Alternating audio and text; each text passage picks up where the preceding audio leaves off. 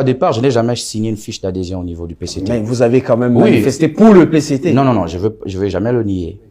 Pourquoi lorsque dans une même famille, 10 membres d'une même famille pris dans 10 églises différentes, ça ne pose pas problème?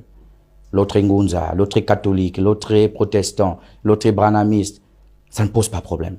Mais lorsque dans une seule famille, 2, 3 personnes partagent 2 idéologies différentes, ça devient tout un problème. Non, nous devons sortir de cela. Je pense que les convictions sont personnelles. Oui, lorsqu'on est plus jeune, parfois on fait des choses sans pourtant se rendre compte. Et dans la culture bantou, on dit souvent, lorsque vous avez votre père, votre mère, votre frère qui est quelque part, vous devez lui apporter un peu de soutien.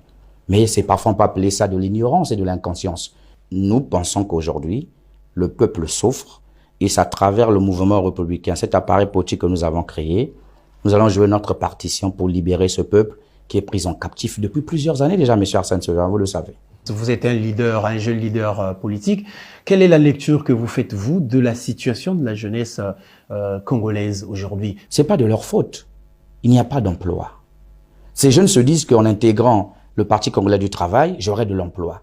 Malheureusement, lorsqu'ils arrivent là-bas, ils constatent qu'il n'y a rien. Nous voyons ces jeunes déambuler dans les rues, des éternels chômeurs. Il n'y a pas que le PCT. Je prends l'exemple du PCT parce que c'est le parti la majorité qui dirige. aussi. Non, c'est le parti qui dirige ce pays pendant plus de 45 ans déjà. Je prends parce que les jeunes les plus oisifs, ce sont les jeunes du PCT. Ils parlent beaucoup pour ne rien dire. Ces jeunes-là, c'est pas de leur faute. C'est parfois la misère, la précarité qui pousse à ces jeunes d'adhérer. Et les vieux ont compris donc ce scénario, ce système. Ils bloquent les vannes pour que quand les jeunes jouent au chantre, aux atalakou, à la fin, on libère un petit 10 000, un petit 15 000, un petit 20 000. Mais ça n'avantage nulle part.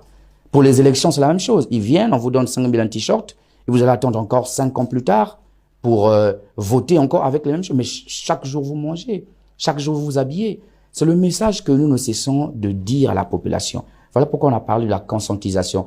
Nous avons mis la conscientisation au cœur de notre projet de société. Parce que nous pensons qu'au jour d'aujourd'hui, le Congolais s'ignore. Et lorsque le jeune s'ignore, parce qu'aujourd'hui, la population congolaise est composée à 70% des jeunes. Et donc, ces jeunes, étant donné qu'ils sont dans la distraction, lorsque vous voyez 3 bières à 1000 francs, c'est une façon de distraire la jeunesse. Pendant ces temps-là, les gourous continuent à piller l'argent du pays. Mais nous pensons qu'avec le travail que nous sommes en train de faire, le Congo, dans 10 ans, ne sera pas le Congo d'aujourd'hui. Alors justement, est-ce qu'on peut parler de quelques points de résultats déjà dans ce que vous êtes en train de faire depuis l'année dernière? Vous avez réussi peut-être à conscientiser les gens. Il y en a qui comprennent, qui viennent vers vous? Mais c'est tous les jours que nous recevons des adhésions. Hein. Nous avons comme je l'ai dit, des projets agro-pastoraux que nous sommes en train de financer avec nos fonds propres. Nous avons des formations.